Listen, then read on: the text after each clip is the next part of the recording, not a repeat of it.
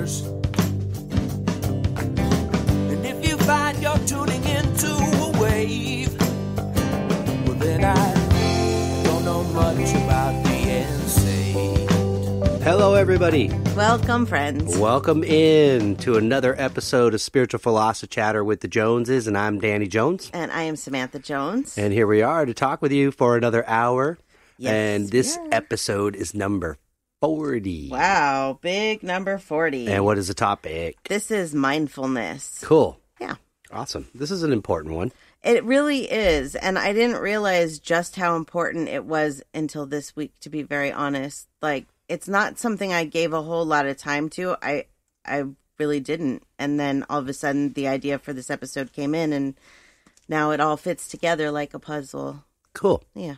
I'm excited to get into it. Yeah, me too. But before we do that, shall we recap anything you have from last week? Yes, I have a couple of things. I have from last week, we did the Winchester Mystery House.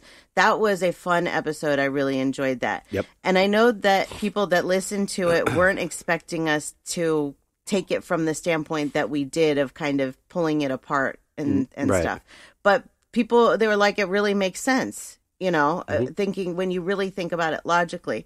So one of our listeners, Sherry, she sent this. She said, another great episode. I've seen a couple of TV shows about the house, so I was excited to hear what you and Danny thought of it. As I was listening, I had a thought that maybe she kept building because she liked having the company of the workers, especially since you said that many of them lived there while they were working at the house. Thanks for sharing your experience with us.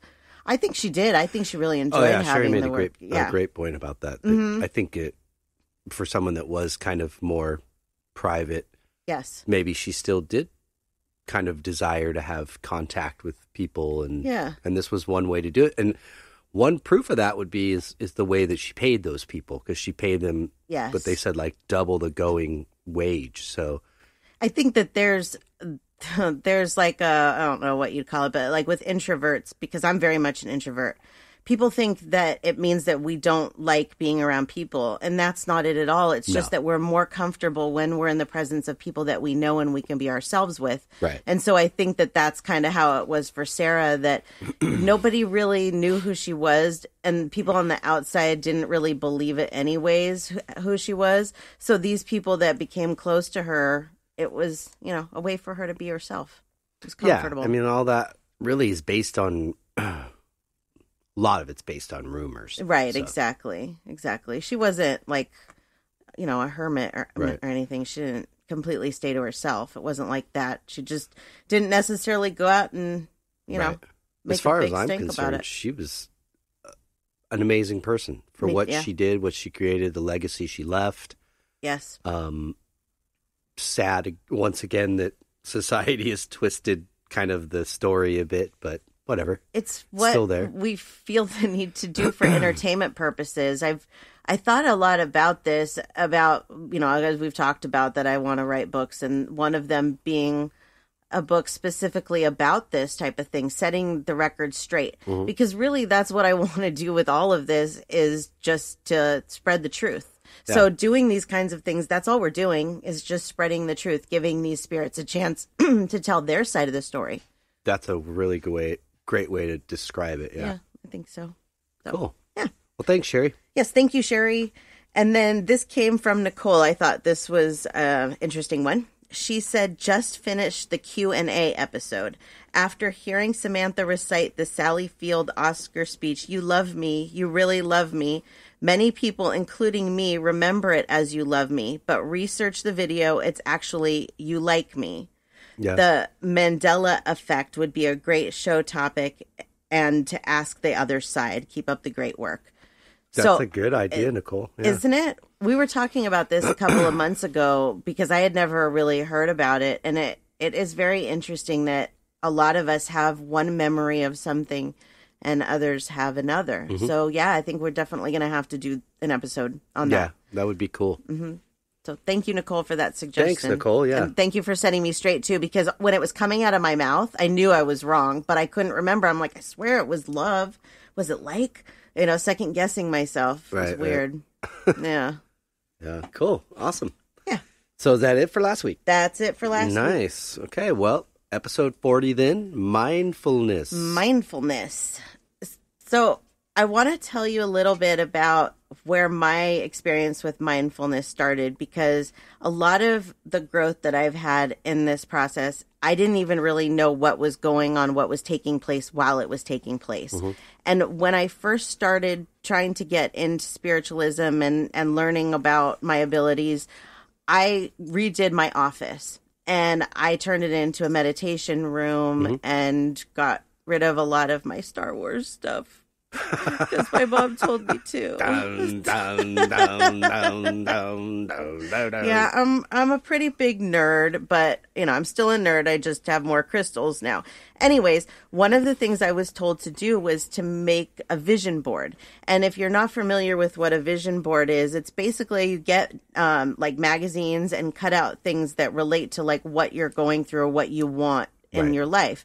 So on this board, the whole thing is about mindfulness. And I remember buying the magazine.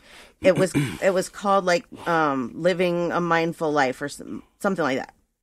And I was looking for something to use, and I was checking out at the grocery store, and there is this magazine right there as I'm checking out in a spot it's not supposed to be in. Like, pick me. And it's all about mindfulness, right? Right. So that's what my board is all about. And I never really understood that until this week. Cool. Until I looked into this. So I'm excited to kind of explain, what has happened along the way to make me mindful. So the vision board, maybe for anybody that may not know, like maybe you could explain, what is that?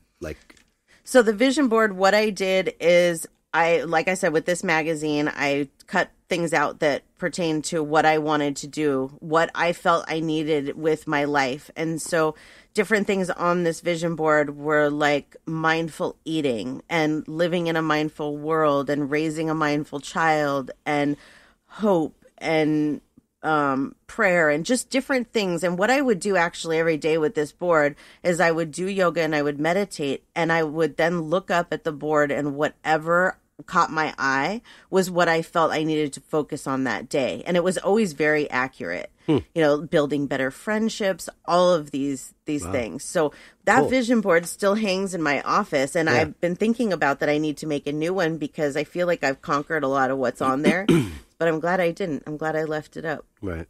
Yeah. I'll have to post a picture. It's a great of it. idea. Yeah, it is. And that something told me to do the whole looking up at it and whatever caught my eye. That was definitely an intuitive thought. That wasn't something I read to do. But I actually got the idea of the vision board. I have a pet sitting client that she collects crystals. And in her bathroom, she has her vision board. And hers was just amazing. And I'm like, I need to do this. This makes so much sense, Nice. Yeah. Great idea. So anyways, let's get into what mindfulness is. Okay. So I took this from Wikipedia. Mindfulness is the psychological process of purposely bringing one's attention to experiences occurring in the present moment without judgment. One can develop their ability to be mindful through meditation and other training. And then Psychology Today defines it as a state of active, open attention to the present. To live mindfully is to live in the moment and to reawaken oneself to the present rather than dwelling on the past or anticipating the future. Right. Does that make sense? I'm glad you read it, because I think some people might take it as like, well, I'm mindful. Like, I mind my manners, or I'm respectful. That's not what we're talking about. That's not what we're talking about. So that's definitions are always great in these episodes, just for clarity. Yes. Of what we're exactly talking about. And sometimes definitions can have hidden definitions, and we talk about a little bit of that too sometimes. Yeah, for sure. I listened to a book this week that I really, really liked. It is called Mindfulness, Stress-Free Living in the Present Moment by Barbara Pierce. And this book really explains a lot of what we're going to get into today, but I obviously had to condense it. So if you're interested in that, I would definitely recommend this book. It's to the point. She doesn't beat around the bush, and she's very helpful. Right.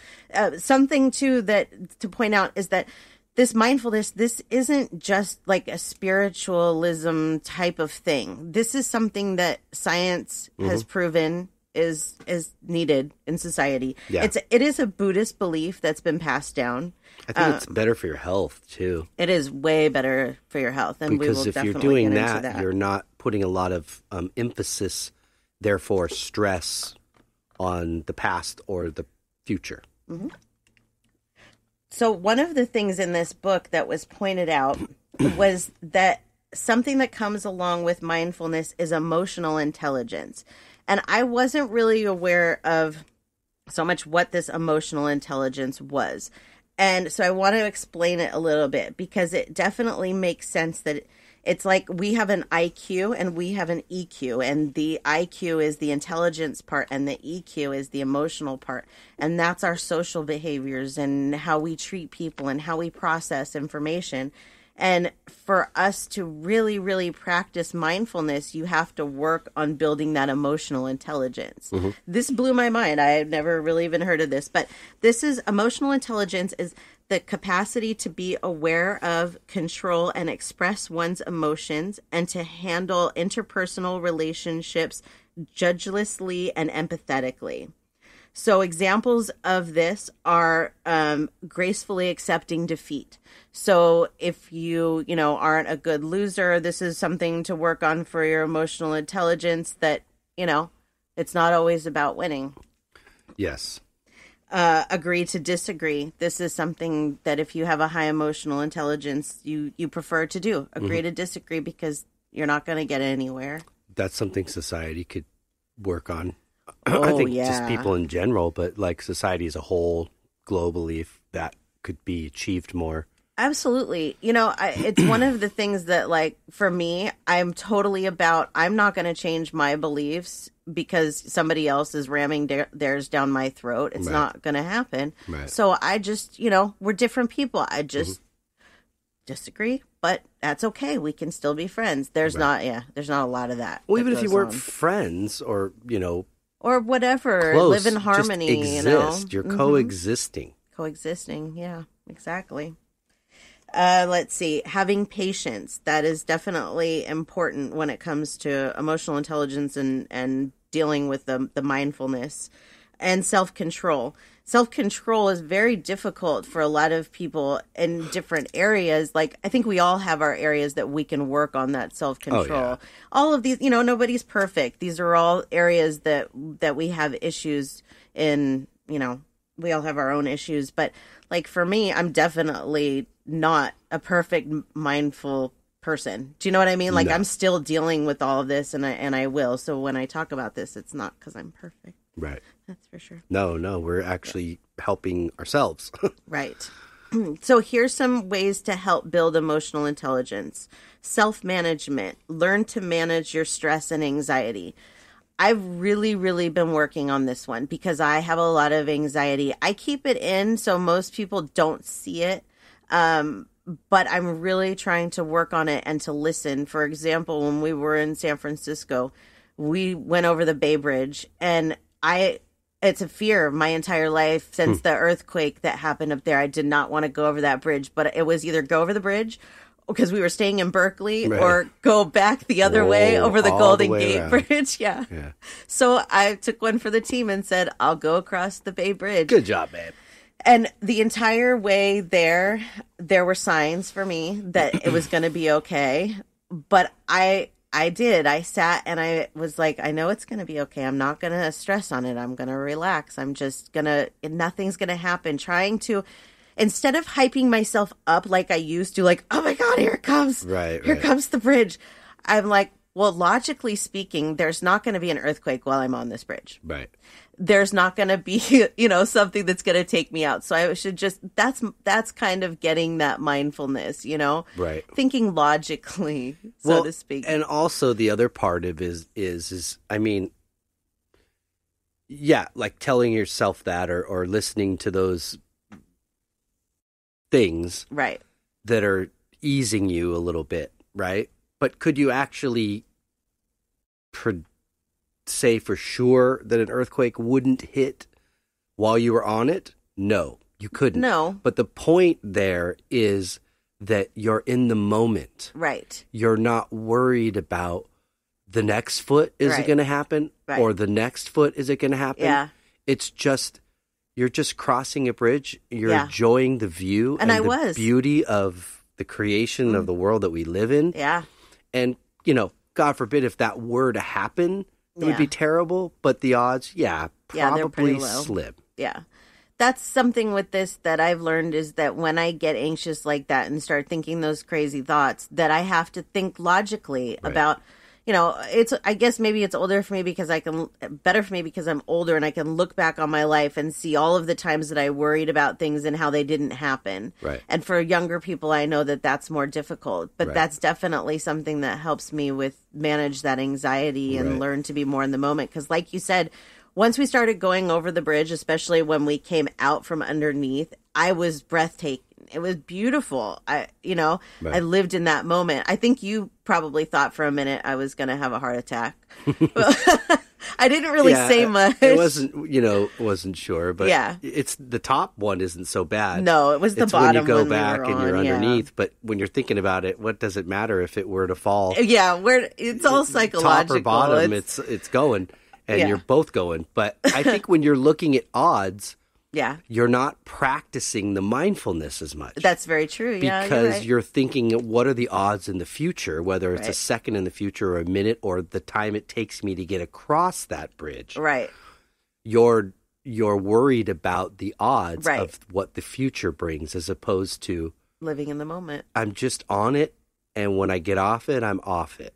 Yeah, I think this comes down to people, myself included, having to learn that whatever's going to happen is going to happen. That is a hard thing for a lot of people in a lot of different areas. Yes. And this is the key, I think, to relaxing and sort of getting us that old cliche saying of like, stop and take the time to smell the roses, meaning stop and take a moment to realize what a gift this life is. Even if an earthquake came in a second and robbed you of the rest of it, it was still a gift. Absolutely. And it was still a good experience. Right. So some make it to the end, meaning very old, and some don't.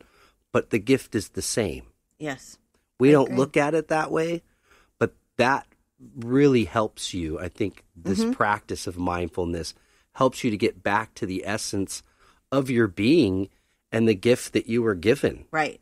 And it's funny you say that because that is the next thing on my list was self-awareness, which is reconnecting to your core emotions, which is what you were just saying. Your core emotions are not the ones that were taught to you by society. Right. The core emotions are your love and your compassion, and started trying to connect with those things, The true essence of your soul, your spirit. Social awareness. So help recognize and interpret nonverbal cues others are giving during conversation. This is another area that I have a hard time in because I am very much an introvert, and the more that I do pet sitting and the less people I'm around, the worse it gets. So I tell people, sorry, I'm socially awkward, but I'm learning. I'm trying to learn how to. So it's tougher for you, you were saying, to pick up on people's physical... I can pick up on their physical cues and things like that, but the social awkwardness of it is very difficult for me. And then once I start, if you're an introvert and socially awkward, you start to think about, okay, now I look awkward and now I'm acting awkward and, all of these things. So then you stop paying attention to what the other person's nonverbal cues are and start worrying about what an idiot you look like, So these are things that, definitely help. Part of that I sort of started to embrace. I don't know if that's just, being an artist or a musician, you want to express yourself not just on piece of paper or with music, but outwardly, how you dress and for sure, how you look. And so I kind of sort of accepted that a while ago. Yeah. That I was just going to get that from people sometimes. Yeah. It's different now too, I think, for us, especially with this gift. People look at me different and I can see it. And so when they do that, then I'm definitely my social awkward phase. But that's awesome. That's awesome that somebody can pick up on that, whether they say it or not. Right. They can feel it. Yeah. That's pretty cool. There's that's some serious energy. Yeah. Yep. And then the last one on this list was relationship management. So working well with others, learning how to listen to others and, right. working with them and being a team player, those types of things. That's been probably a big work area for me in my life is really, especially when it comes to trying to, lead in a situation, you want to do it well. Yes. And you want people to be excited about riding along this train. Right. So but it's a challenge because like anybody, you get disappointed, whatever, agitated. But... Right. You have all of those emotions. It's honestly the part of mindfulness is just learning how to control those and how to change those thoughts. So some things here about mindfulness and ways that it can actually help you, because I don't think that we think about these things, is that first of all, you were saying before, it can improve your physical health. Yeah, I would think it would. Yes. It reduces stress, lowers your blood pressure, reduces chronic pain, improves sleep. It helps stomach issues. I can be witness to the fact that since I've started living this lifestyle and have started becoming more mindful of things I do and things I say, my health has increased. You learn how to let go of things and how to learn that your body really does absorb what you're taking on mentally and what you're saying to it mentally. And those arguments that you have within yourself or those worries that you have within yourself, they'll affect you in a way that we don't even realize until we start making the changes and start noticing how much better we feel. Yeah, it's true. Mental health. I mean, come on. If you start being more mindful and taking on these things, you how could you not improve your mental health? Yeah. I think the one I stopped really when I started focusing on the private arguments I have in the shower, and I stopped doing that as much. Or if I catch myself doing it, just stop, that's a good way. It catches me, like, stop. Yes. And then I'm in the moment. Yes. You know what I mean? I'm not thinking about what happened 2 weeks ago and what's going to happen in, a week from now. That is the key point, and I try and explain that, and I have personally used this method many times in my life and will continue, is that when you have one of those thoughts, whatever it may be, one of those intrusive thoughts like that starts the arguments in your head, you have to immediately push it out. I'm not doing this. I'm not arguing with myself for no reason. This is dumb. Right. Put it out. Think of something else. When there was a time that I went through where I had to do this every day, and what I decided to do was, instead of just thinking about redirecting my thoughts, I had a subject that I went to. So pick a subject so that when you do start thinking about those things, you can redirect it immediately to something else instead of having to think of something else to redirect it to. It's good having a partner like you, obviously. For me, especially because I can get sucked into it and get, I don't know if it's competitive, because I'm not really like a athlete by any means, but well, there's different kinds of competitive.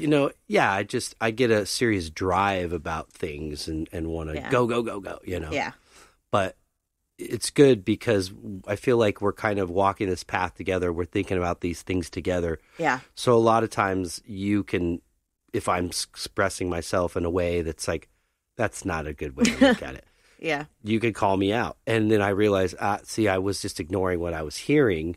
Yes. But I needed a human voice to tell me that, and it pulls me out and it makes me think about it and go, you know what, you're right. You're right. It's helping me not react to things quickly. It's sort of like, no, take some time to digest that and think about what you want to say. Don't react about what you want to say. Right. That's exactly right. Through this whole process, we have had each other, but I have been moving faster because I am connected to the other side in a different way. And this is going to be my career. So I'm pushed faster. Oh, yeah. So that makes it easy for me to help you and to help like Chelsea, my friend Chelsea. I do the same kinds of things with her. But for me, who I had to listen to was the other side. I had to take what you take from me, I take it from them. So even though, you know, you don't hear what happens, I'm still getting that kind of instruction from the other side. And it is important to have somebody like that because we can't all connect to the other side. So if you're going through something like this and need somebody to talk to like that, it really is a good thing to have because you can bounce those kinds of things off of them, you know, especially if they're kind of going through it as well. So, but you got to be able to hear it. You got to be able to really hear it. You do. And sometimes it's not easy. Yes. Because as humans, we want to be competitive or our pride or our ego. Yes. Or whatever it is. But if you can really hear somebody that's giving you honest feedback, it might really help you. You have to be willing to look at yourself. I think that's something that we're going to get into later, but getting into yourself and noticing that you're not the perfect being that you think you are and noticing your own faults is a huge part of mindfulness. Right. Because once you start to accept your own faults and that you're not perfect, you stop thinking that everybody else is perfect too and start accepting them for who they are, faults and all. Right. So. And it's not a race to the finish.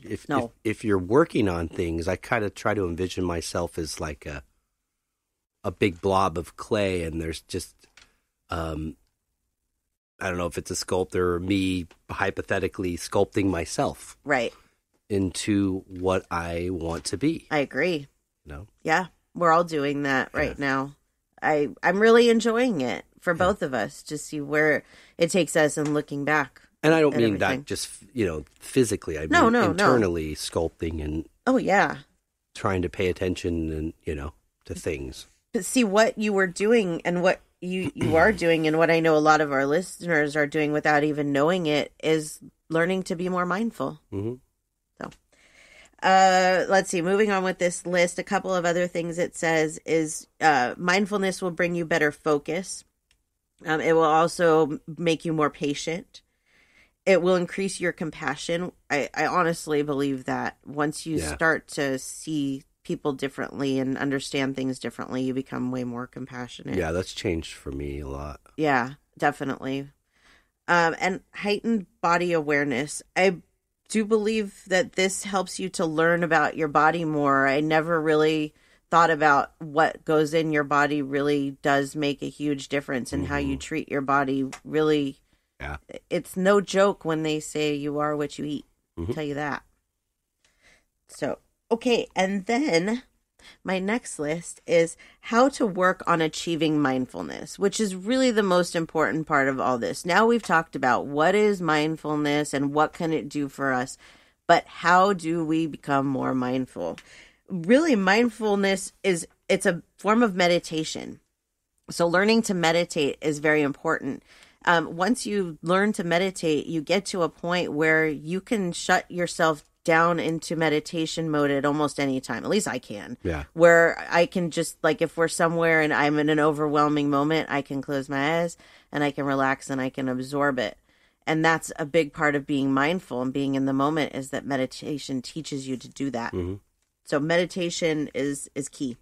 Yeah, I used to kind of feel like, oh, it's not legitimate if I'm not sitting there lighting incense and legs crossed or, you know, yoga pose on a mat for half an hour. No, I can do that. I've started to realize it's just as important if it's just 5 minutes of just closing my eyes or walking out and looking at something that's pretty and to take my attention away from this little life that's going on. Exactly. And look at the bigger right picture. a part of mindfulness with the meditation is, like I said, you can do it on command, but when you learn to use those things together, if you're put into a situation that maybe normally would have agitated you, you can stop and take a deep breath, and you can reassess the situation in your head much easier and step back from it for a moment. Mm-hmm. That's where I think people are so quick to just dive into things. Right. It just, without thinking. Mm-hmm. The meditation makes you think more. It makes you more calm. We're a reactionary creature. Yes. So the meditation slows you down and it gets you more in touch with your subconscious and less in touch with your conscience, maybe. Yeah. If that's... No, I agree. Let's see. The next thing that you can do, there's a lot of apps nowadays that you can even search mindfulness in like the, where you buy your apps, wherever you buy your apps at. And there's things that'll come up. But a couple of them that I've looked at that have high ratings are Smiling Mind and Aura. These are a couple of the good ones. And these combine different things. It talks about meditation, and it gets into different things with you, like journaling and all of the different stages of mindfulness. So if you need some extra help, that's definitely something good to look into. Would be one of those apps. What I had talked about before, mindful eating, not just what you eat, but how you eat. This is a problem for me too, is that if you've ever seen the show The Simpsons, and the way that family eats, the way that that's me. Yeah. Like, I'll be done with my food before he's even started. I remember when I first sort of realized that about you when we first got together, and I look over and I was like, I feel like I've had we've only been sitting down for 15 minutes with our plates, and we're having conversation, a couple bites, and look down and bam, it's gone. My brother's the same way. Finally I said, do you chew? No. I just assume it was something it's a learned behavior because my brother does it too. So for me, that is an aspect of this too. And maybe there's things about food that people have issues with, like how I eat too fast. So for somebody like me that maybe eats too fast and you slow down, you enjoy your food more. One of the things, I love Dutch licorice, okay? And Dutch licorice, if you've ever had it, it's black licorice with salt. And I can't eat it much anymore. It makes me very sick. People. It's delicious. Don't listen to him. Yeah. I'll pay you $5 to try it. So I did that with a friend. She's been across the room. Anyways. Good luck. Anyways, I can't eat it much anymore. But one of the things I heard the other night while I was trying to eat a little bit of it was, why are you rushing through it? If you slowed down and enjoyed each piece a little bit more, it would last longer. Why are you in such a rush to get to the next piece? And to hear my mom tell me that, I was like, whoa.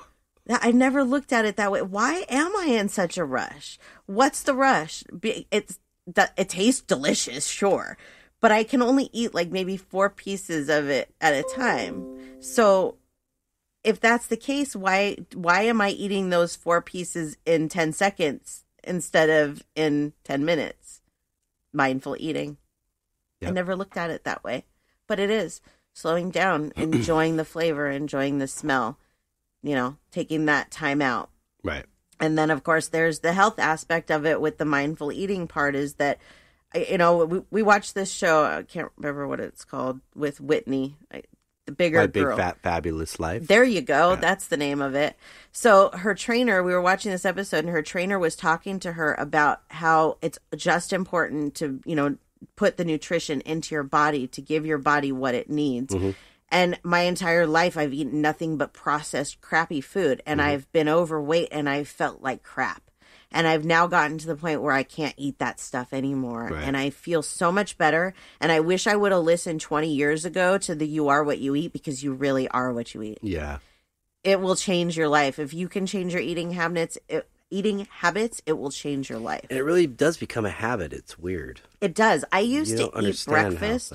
Yeah, my entire life I ate breakfast. Not that I don't now, but I don't have to have it the second I wake up. Right. I can have my coffee and whatever, and then later on have a bowl of cereal. I'm not controlled by food anymore. Right. It's freeing. Yeah. It is, except the part where I can't eat the things that I love, but that's okay. In moderation. Everything's moderation. Yeah. Really. So what else can you do? Be a better friend. I really work on this one, and I know you do too.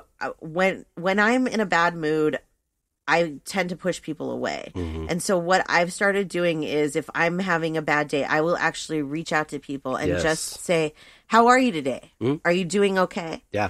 You know, I have a friend that's pregnant right now, and she's a little bit high risk and a little bit worried. And the other day I was like, just in a bad mood. And I'm like, I'm going to reach out to her. And that's what I did. And it brought me back down. Mm-hmm.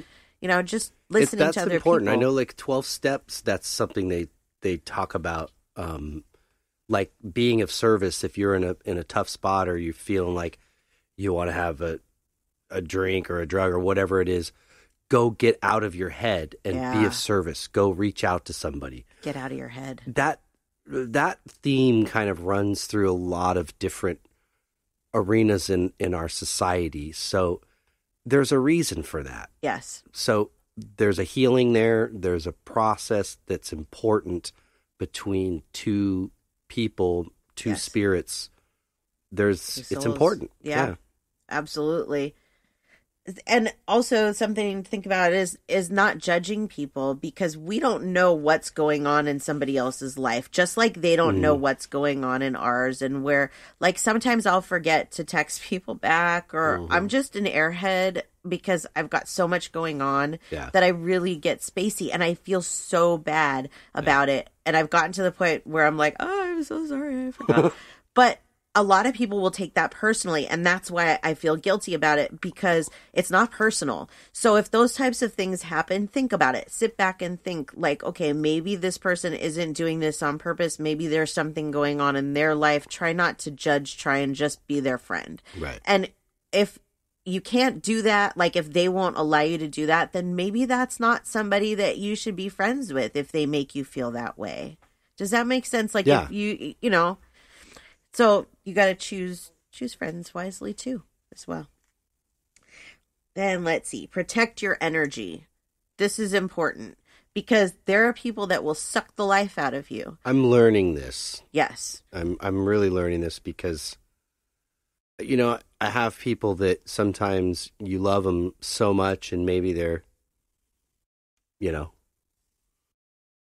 I don't know, different places in their lives and things like that. But you reach out to them and you reach out to them and you reach out to them. And either the lack of communication back or when you are around them, that energy, it's draining you, you know, and sometimes it's, you know, really close people, which is tough. Yeah, they can be the worst emotional vampires. They'll just suck it right out of you. Right. Really. And it sucks because, you know, I totally understand. I have family and friends like that too. And you want to be around them. But if they just suck the energy and they make you feel off and they make you feel bad about yourself, how can you do that? How can you stay and have that conversation or whatever? I can't anymore. I really can't. Like, I try and just relax, but for the most part, I prefer to just remove myself from a situation. Right. I don't want to deal with it anymore. Yeah. It really, you know, I agree. It isn't worth it. You have to protect your energy. Yeah. Be present. Live in the moment. Stop yourself when you have those negative thoughts. Stop yourself and say, this is the only now that I'm going to get. Right. And I shouldn't ruin it with thoughts of the past or thoughts of the present. You have to stop yourself and tell yourself that. It's not because the past doesn't define you. Right. The past has already happened. You can do everything different from that moment on. Yep. And the present, I mean, the future hasn't happened yet. So if you're just focusing on like you said, this is the only now that I'm going to get. Yep. It's not easy to do. And all of these things, I'm not telling you to do them all today to be mindful tomorrow. But, you know, it's been about 2 years since we've started this. And I can tell you that I'm at a place now where I'm very thankful that I did do this and I have learned this. And if you start now, You can be in the same place that, you know, a couple years down the road, you look back at yourself and go, wow, that person was not, I wasn't angry. I just wasn't peaceful. Now I'm peaceful. Right. It changes you, but it takes I'm glad time. that I chose to want to start to do that in my life, change myself, you know, go back to sculpting. You know, I've gone through periods where I do it and then I kind of stop. Yeah. Then I do it and then I stop. But I feel like I'm back in that phase but it's a much more internal thing for me now, you know. It is. You constantly change. Life is constantly about changing and changing that sculpture. It's like a clay that never, you know, you never stop, like silly putty or something. You're constantly molding yourself. So, of course, you're going to change. You're going to evolve.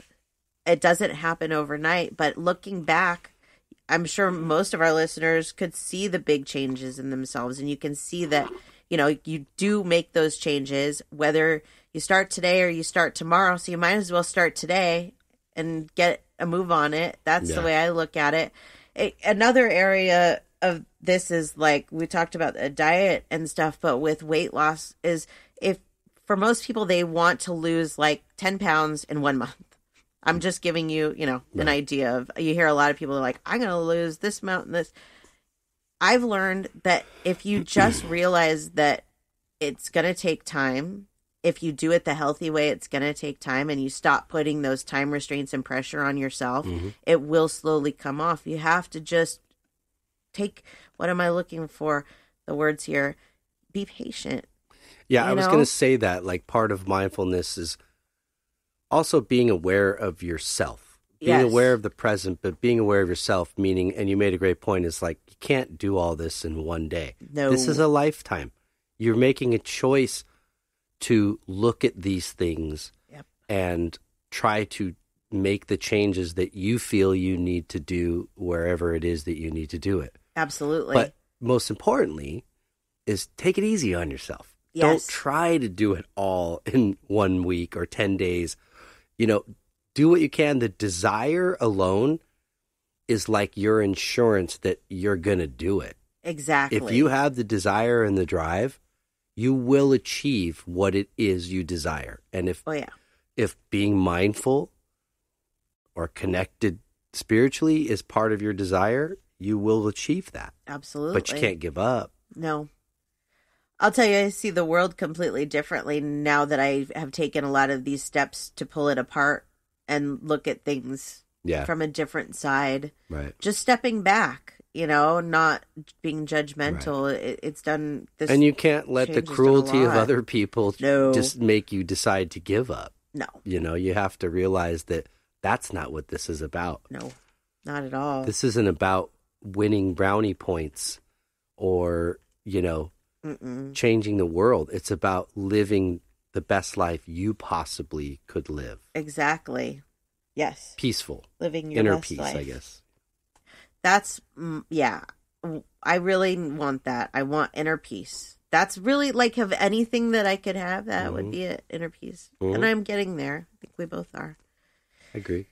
Something else on this list that I really liked was connect with your senses. So, for example, like, we like to go hiking. Okay. So instead of just hiking and walking and everything, you know, like, for us, stop and just close your eyes and listen. What do you hear? What different sounds do you hear out there? Pick them all up. And then when you're done with that, you know, you can even cover your ears and look, what do you see? Yeah. What do you smell? Yeah. You know, pull your different senses apart, because once you you learn to use them more like that, you become more mindful of different things. I think I forget, like, the smelling part as much, or even hearing, because I'm a photographer, so I want to go out there, and I'm always looking for, like, oh, that's so beautiful, and I'm just in awe with the visual. Yes. I do hear, I shouldn't say I don't pay attention to as much of that, because I love birds and that sound. Yes. But the smelling, I don't know if I pay attention. I'll have to pay attention more to that. Well, neither one of us have the best smellers. That's true. That's true. Yeah, we both have pretty bad sinus issues. So yeah, that was a good one. And then let's see. This one is walk mindfully. So like, that's another one, you know, I just used going on a hike, but I walk dogs all day. Instead of just, you know, going about whatever, pay attention to your surroundings, what's going on around you. Think about what you're doing for your body by getting out and moving it too. You know, it's like today I was walking Murphy, who we've talked about a few times, and he just wanted to walk back and forth across the complex today. And I'm like, it's Friday, Murph. I'm tired. He knows it's Friday. He knows, but he always knows. But he also knows that the exercise is good for me. And so pretty much tells me to shut up and just keep walking him. And you know, so I do, and I try and enjoy it the most I can. But being mindful of what's going on around, it helps me to not strangle Murphy as much as I love him. You know, looking at the birds and the lizards and just, you know, enjoying our walks. Mm-hmm. Yeah, as much as he'll let me. Yep. This dog is the most human dog I've ever met in my entire life. So let's see. I can't read my own reading on this one. Accept that you really are going to grow.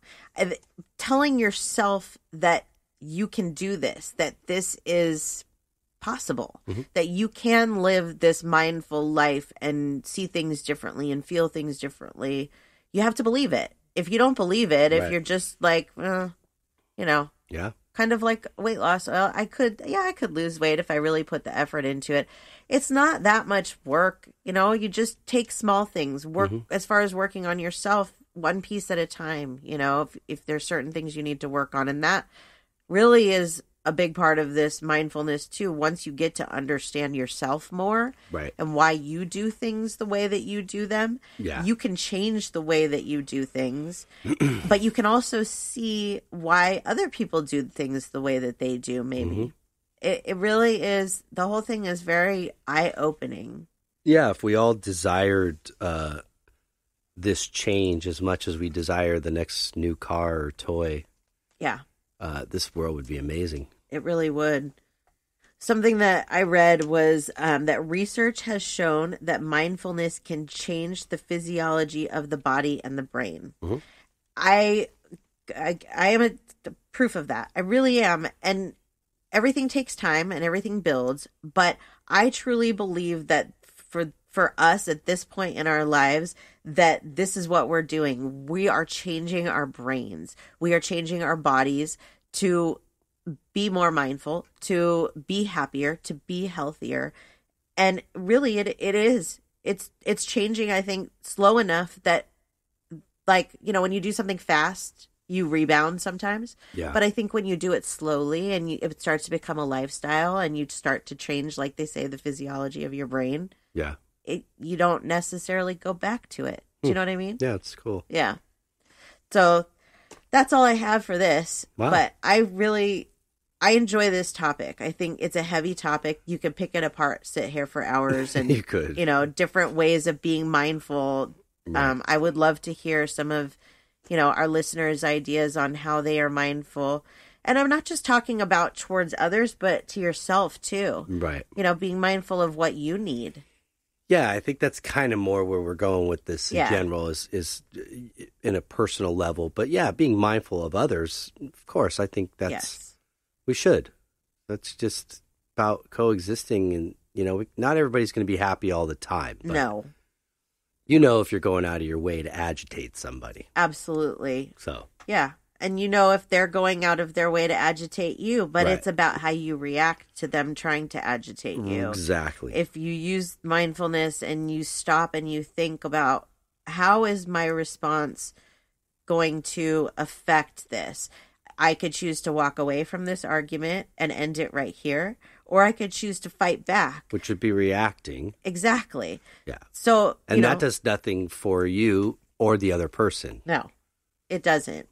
So these are the types of battles that with mindfulness you learn to choose and learn to walk away from the things that aren't important. Right. And learn to enjoy the things that are and learn to live today. Yeah. Instead of living in the past. You can't change the past. Nope.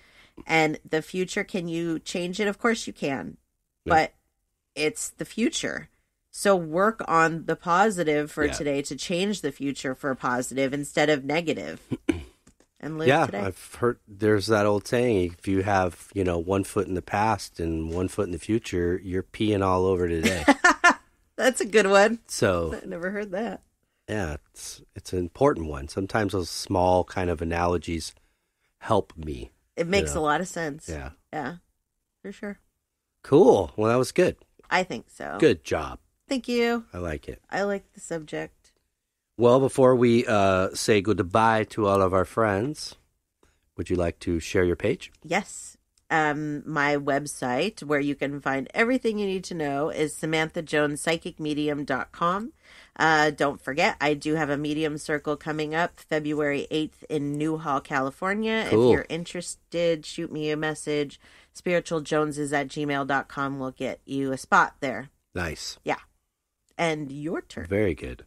Art, you can check me out, djonesartcollection.com, or Facebook and Instagram at djonesartcollection. I just did Kurt Cobain, which came out lovely. I'm very happy. It's one of my favorites. It's so cool. I paid for an ad to promote it, and I got a great response. Great response, yeah. I'm proud of Facebook for that. Normally their ads are like, wah, wah, yeah, wah. sometimes they bomb, but this one really did well. So stoked about that. Yep. Moving on to the next one. Yep. And music, we do have a show. I'm not going to say the date yet. I'm so excited. It's a little bit out, but I will be sharing it as soon as possible. But it will be happening very, very soon. Yes. So we're excited. We're gearing up. Very excited. Last night was the first practice to kind of absorb that. Okay, what are we going to play? Today I was allowed to make an imaginary playlist. Set list. Set list, sorry. I'm not the musical one, even though I love it. Yeah, I'm reaching out to the wife for some ideas because we're not going to play all 15 of our songs. We're only going to play about 8 of them. So it was fun. But we're really excited. Everybody's got good energy. Yeah. It's great. It's going to be awesome. So when we can announce the date, we will, and hope to get some of you out there. Yeah. It's about 2 months, but 2 months away. So we'll announce it as we get closer. Yeah. But you can check Gypsy Brown out on the web at gypsybrown.com. It hasn't been updated, folks. So if you are hitting it. Yeah. We're going to work on that next week. I'm sorry. That's all coming. That's all going to be changed. But we are there. And we're also, you can find us on Instagram at Gypsy Brown Music. So we look forward to being able to share that with everybody soon. Yay. And that's all I got. Well, that's good. Cool. Well, fantastic. We appreciate everybody listening to this episode. That we do. And spending some time with us. And we hope you guys have a great week. And until next week, peace and love.